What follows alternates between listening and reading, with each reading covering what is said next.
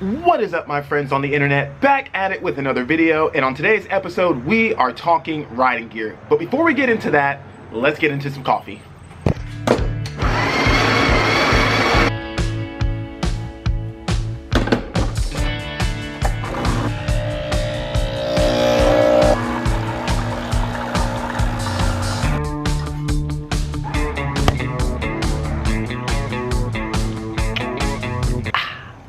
So if you guys have been here a while, you know I am a big supporter of wearing all of the gear all of the time. But just like with anything, the easier you make that, the more reliably you are gonna do that. To get started, we have to first establish what I consider full gear and what most people consider full gear, and that is riding boots, riding pants, a riding jacket, riding gloves, and a helmet. Those 5 things come together to create a nice fist of safety. Admittedly, I have a lot of riding gear. I saw a thing, I bought a thing, I have lots of things. But recently I have chilled out and kind of settled into the fact that the simpler we make our gear, the more comfortable we make it, the more comfortable we're gonna be riding, so the more often we're gonna ride, and the more often we're gonna ride with all of our stuff on. So we're gonna get into what I wear now. This is my everyday rider gear, going to the grocery store, going to work, riding around, city work stuff. If you're going to a racetrack, you're going to a dirt bike park, or you're even going to the mountains for some spirited riding, you may want to consider heavy duty gear.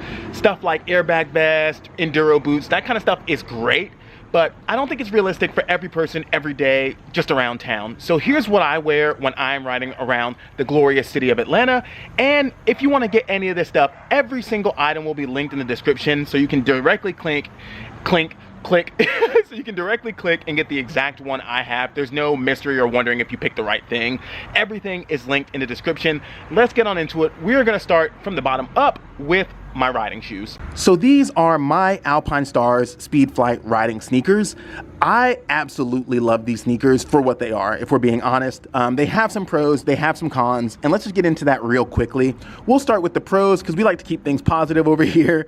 For starters, these huge mesh panels there, and around the back really allow a lot of airflow to breathe through these. So if you're riding in the South like I am, and you're riding modern classics like I am that run really hot, these boots are a game changer. They flow so much air and feel so good. They're also supremely comfortable. These things are so comfortable off the bike. I've seen other people review how comfortable they are, but they really are. When you're walking around in these after you get off the bike, it just feels like wearing any other pair of sneakers. So if that's something you want to do, like if you want to get off your bike and stay in your boots for work, school, or whatever event you're at, these might be something to check out because they are really comfortable off the bike. So now let's just really quickly get through the cons on these boots. And for starters, obviously those mesh panels are great for breathing air, like I said, but they are also really great for letting water in. So these boots are not weatherproof whatsoever. If you get in the rain with these, your sock is getting wet. This boot is gonna fill up with water. And I've also had a little bit of a durability issue with both boots, honestly. This one, the heel is starting to peel away a little bit. It doesn't hinder the boot's performance at all, but it does kind of look bad, kind of janky. It kind of sucks that happens so quickly. And on this one, the ankle cup is starting to wear away as well. That's just from where the boot comes in contact with the bike, I imagine, but something I should note. So these are what the boots look like on my feet. For reference, if you're trying to decide what they would look like on you, I wear a size 12 sneaker, and I got these in a 12 as well. They are fitting true to size for me and super comfortable. Like I said, they're just bendy enough to when you're walking around it feels good, but still rigid enough to provide you with some safety. Overall, I would consider these a hit despite the couple of issues I noted. Next up, we're going to discuss my pants, which are the Pandomoto Mark Kev cargo pants. I honestly am really happy with these pants as well. There's a bunch to like and a couple things to dislike, but the dislikes are so minor that they're not really an issue for me. Let's go through the likes first, and like I said, there are many reasons to like these pants. For one, the cargo pockets. I know that cargo pockets are kind of corny to some people, but I really like them. They're super handy for when I'm on the bike and just need to take like my lens cap off of my handlebar camera and throw it somewhere really quickly, or if I want to switch from one camera to the other. The cargo pockets are really handy for holding those things. They are right here on the side, have 2 button snaps to hold them open and closed, and they work really well. I'm not wearing a belt, sorry about that, but just like that, easy peasy, lots of storage. My phone is actually in there right now. Next up, I ride year-round, including the summer, and I live in the deep south, so any help I can get staying cool, I will take it, and these pants have that figured out with some cleverly placed vents. These vents are right on the front here, and they both zip down to let airflow go all into your thigh area, and when you're sitting down, that airflow gets to your crotch and your butt and just keeps all the nether regions from getting all gross and swampy. The fact that I can wear black Kevlar pants and stay cool just is a testament to how great these vents are. Job well done on the vents, Pandomoto. And another reason I like them is they just kind of look like regular pants. I've worn these off the bike just into grocery stores. I've kept them on at work all day long, and nobody notices I'm wearing Kevlar pants. Nobody notices I'm wearing really safe riding pants. They just look like regular old pants that anybody would wear. And that's good for me because sometimes I don't want to pack a change of clothes to work. Sometimes I just want to run in the grocery store without feeling like a Power Ranger. These allow me to kind of blend the lines a little bit while staying safe and comfortable. But as with all things, there are a couple downsides to these pants. Really, there's just two downsides to these pants, and they're fairly minor, but I do want to touch on them, of course. For the first downside, you kind of got to look at my butt for a second, but this back pocket is secured by a little button. That's cool because if you have any kind of zipper or anything, the fact that the top of the button is covered by fabric and the bottom is covered by this whole flap keeps your seat from getting messed up. There's no scratches on anything, but they stitched the side of it, so you can't actually open this very well. Like, this is me struggling to get my hand in this pocket, which makes it pretty unusable. I've considered just cutting them there to make this a true flap, not this weird connecty thing, but it does kind of suck. I just don't use the back pockets at all. I end up using the regular side pockets and the cargo pockets for everything and ignoring the butt pockets altogether. And for this next thing, sorry, you're gonna get crotch shots here, but it is the belt loops. All of the belt loops are perfectly normal size, except for this one, where they attach the handy key ring. I like the attachment of that key ring. It's cool not to have to loop your keys through near your belt. It's cool to have a dedicated ring for them, but they stitched part of that belt loop to make this little flap work here. So this belt loop is smaller than the rest. My belt will not fit this loop in particular, so I use all of them and just go over this one. It's a weird little thing. I'm not sure why they did that, why they couldn't find a better way to stitch that, but it is what it is. This belt loop, for me at least, with my size belt, is worthless. Next up, we have my riding jacket. This is the Reacts Fairmount riding shirt. It is a riding shirt, not a riding jacket, but this is one of those weird situations where I would say this is jack of all trades, but master of none. It's a little heavy for your standard riding shirt, and it's a little thin for your standard riding jacket, honestly. So in the summer, I'm still a little hot, and in the winter, I'm kind of cold.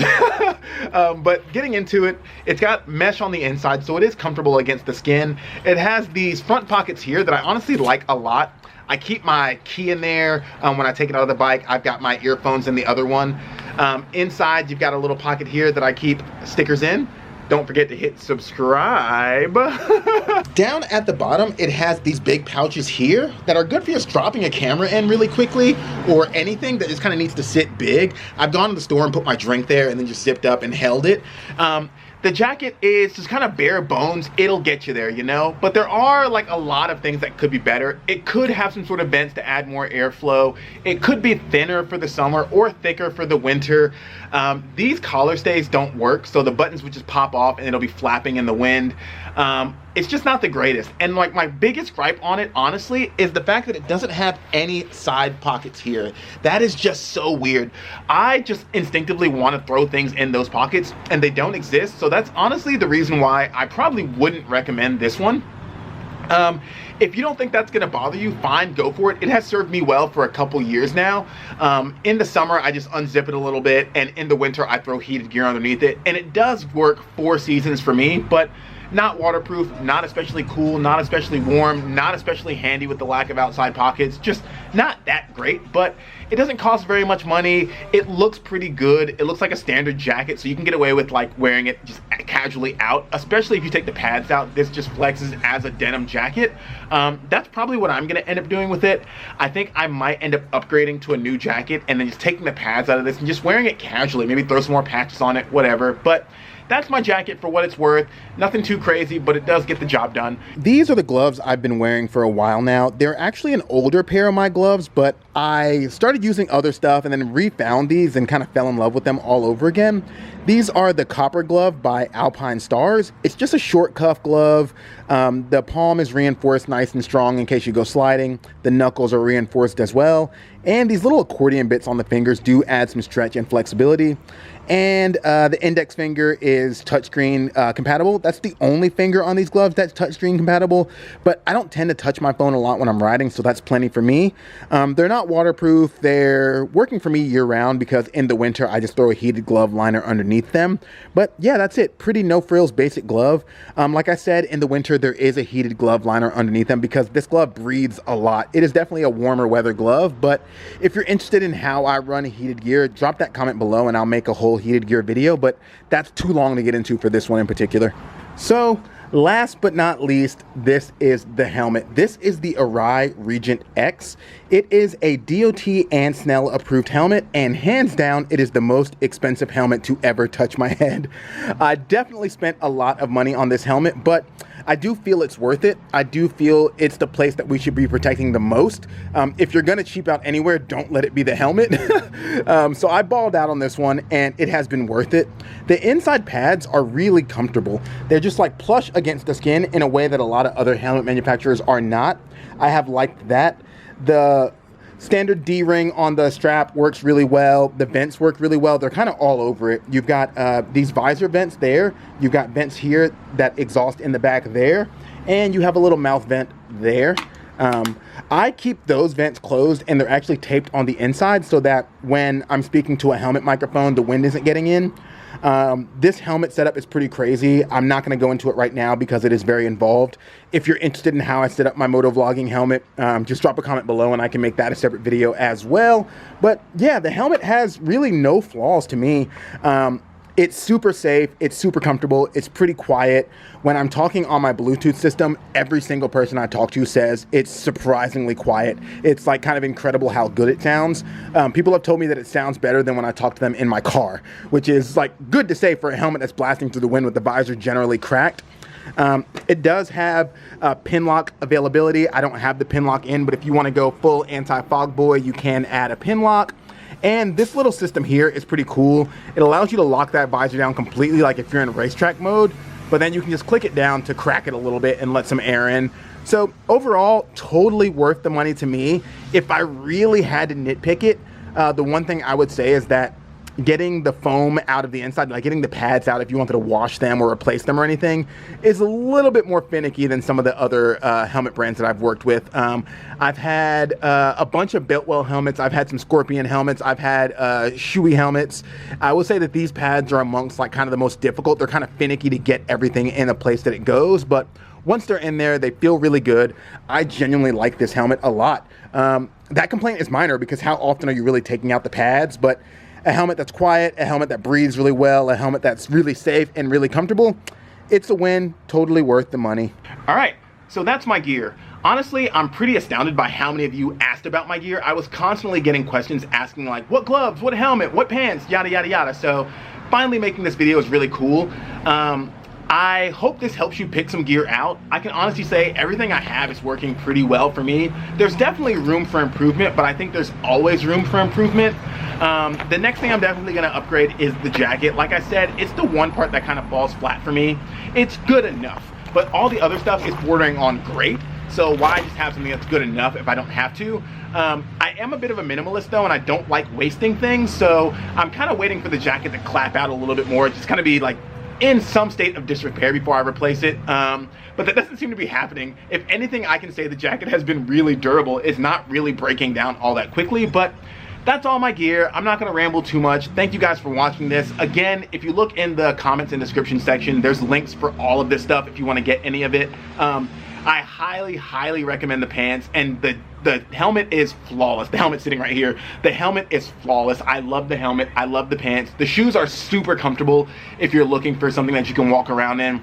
The gloves are just a nice bare minimum kind of good thing. They're comfy, they're no frills, I like them. They're also really cheap, the gloves, and the jacket is kind of meh. But that's it for this one. I appreciate every single one of you, and I will see you on the next one. Peace.